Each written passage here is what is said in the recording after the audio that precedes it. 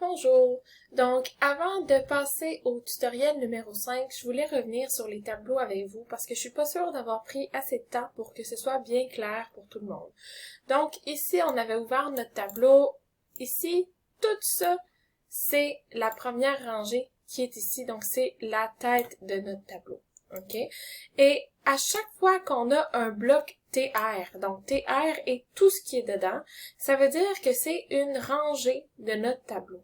Donc, si on regarde dans le T-body, le T-body, ça inclut ces 4 rangées-là qui sont ici, donc les rangées avec Miss Cotier, Meredith Grey, Chandler Bing, puis Hermione Granger. OK?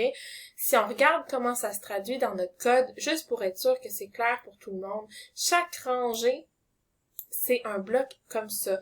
Donc, toute la rangée de Miss Cotier, c'est un bloc comme ça qui l'a fait. Et dans chaque case, pour chaque case, on a une ligne. Donc, ils sont pas toutes un à côté de l'autre, comme dans le tableau ici, mais ils sont un par-dessus l'autre. Donc, ici, j'ai la première rangée.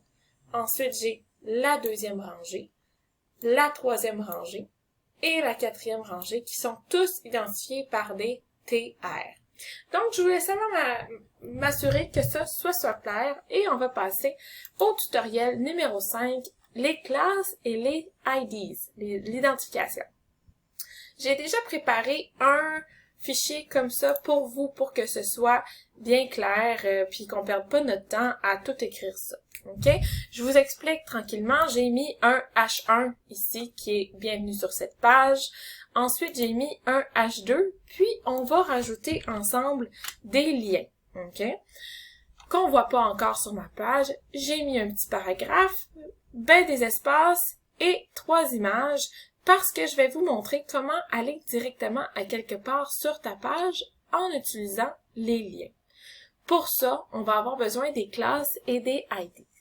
C'est quoi une classe puis un ID? C'est comme une étiquette que tu colles sur ton HTML tag.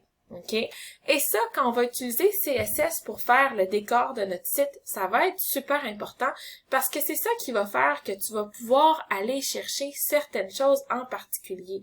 Par exemple, si j'ai 2 fois le H1, comme ça, si je change le style de mon H1, les deux vont être changés. Mais, si je mets des IDs et que lui, je marque, par exemple, titre 1 et que sur mon deuxième titre, je mets un autre ID et que je marque titre 2, quand je vais changer le titre 1, il y a seulement le titre 1 qui va changer et non pas le titre 2. OK? Donc, je vais vous montrer un exemple vite. Donc, j'ai rajouté une couleur sur le ID titre 1 en rajoutant du code CSS qu'on va voir dans les prochains tutoriels. Mais je veux vous montrer vite c'est quoi que ça fait un ID. Donc ici, dans mon style, j'ai été sélectionner mon titre 1 et j'ai mis la couleur rouge. Si je vais sélectionner mon titre 2, eh bien, je vais mettre la couleur bleu, par exemple, et que j'enregistre, vous voyez, mon titre 1 est rendu ma couleur rouge et mon titre 2 est rendu la couleur bleue. Si, à la place d'écrire ça, j'avais juste écrit que mon H1, je le veux en vert. Alors là, les deux seraient verts parce que mes deux ici contiennent le H1. C'est pour ça qu'en donnant un ID, tu ranges chacun de tes parties individuelles et comme ça, c'est plus facile de les colorer ou de leur donner le style que tu veux. C'est aussi plus facile quand tu fais des href dans ta page. Donc là, je vous ai dit que j'avais mis 3 photos dans ma page. Donc j'ai une photo d'un cheval, une photo d'un chien et une photo d'une autruche. OK? On va leur rajouter chacun une classe. OK? Donc classe, oups. Voilà, comme ça. Et on va marquer la classe cheval. Ici, on va marquer la classe chien. Oups. Et en dernier, on va marquer la classe autruche. Comme ça, dans mon A, Ah, pardon, on va pas mettre des classes, on va mettre des IDs.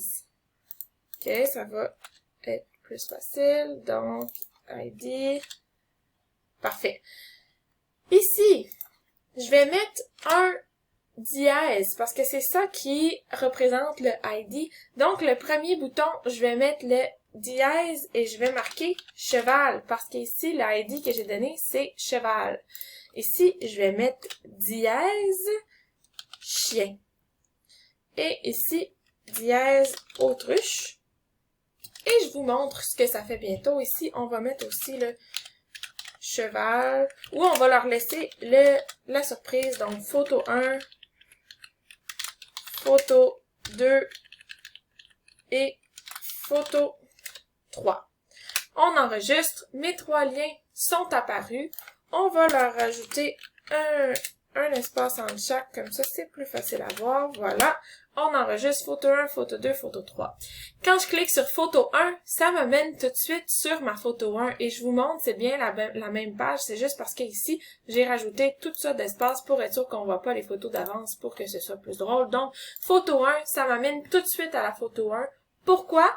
Parce que j'ai mis une identification cheval et qu'ici j'ai mis mon identification cheval.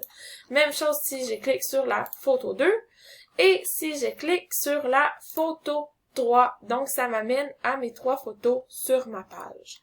Donc ça c'est comment les liens peuvent t'amener sur la même page avec les IDs. Maintenant, les classes, c'est quoi? Ben, en fait, les classes, c'est la même chose. La seule différence, c'est que un ID, tu peux l'avoir juste une fois. Donc, le ID, tu peux l'utiliser juste une fois. OK? La classe, tu peux l'utiliser plus qu'une fois. OK? Donc, la classe, ici, on peut l'utiliser plus qu'une fois. D'accord? Je vous donne un exemple. Par exemple, si je mets un ID et que je rajoute une classe ici de photo, je vais marquer photo et je vais rajouter cette même classe-là de photo partout. Donc ici et ici aussi. On enregistre donc mes 3 images et là on va enlever ça. On va enlever ça, ça va être moins dans les jambes. Donc, j'ai enlevé tous mes espaces. Maintenant, mes photos sont tous rendues une après l'autre. Ça fait que c'est un peu moins, ça fait un peu moins d'effet quand je clique dessus parce que j'ai moins d'espace, mais c'est pas grave. Maintenant, toutes mes photos ont une classe de photos. Et si je vais dans mon style ici et que je dis mes classes photos, je veux qu'ils aient une bordure, un border, puis on va la mettre hot pink. Voilà. Puis on va mettre ça 3 pixels pour qu'on la voit bien. Parfait. Puis juste pour qu'on voie, on va mettre un margin bottom. On va mettre ça 10 pixels pour qu'on puisse voir. Si j'enregistre, voilà, j'enregistre. Ça n'a pas marché. Je vais regarder qu'est-ce qui s'est passé. Donc ici, j'ai seulement oublié de dire que je voulais que ma bordure, elle soit solide. Donc voilà, on a vu la bordure apparaître. On a ici une belle bordure rose sur chacune de nos photos. Et pourquoi est-ce que c'est appliqué à toutes les photos? Ben, c'est parce qu'on a donné la même classe à toutes nos photos. Donc classe photo, il est partout. Alors que l'identification cheval, on le retrouve qu'une seule fois. Et c'est très important que l'identification, on la retrouve qu'une seule fois, le ID. Mais la classe, on peut la retrouver plusieurs fois. Donc, c'est ce à quoi servent les classes et les IDs. C'est pour identifier les objets qu'on a sur notre page. Et on peut identifier n'importe quoi. Par exemple, mon paragraphe, je pourrais lui donner une classe de texte. Voilà. Et mon texte, je pourrais lui donner, ici, je pourrais dire que toutes mes classes de texte, je voudrais qu'ils aient la couleur, on va mettre une couleur, on va leur donner mauve. Et si j'enregistre mon texte, tu vois, il est rendu mauve. Donc voilà, c'est tout ce qui compte. Je vous vois au prochain tutoriel. Bye!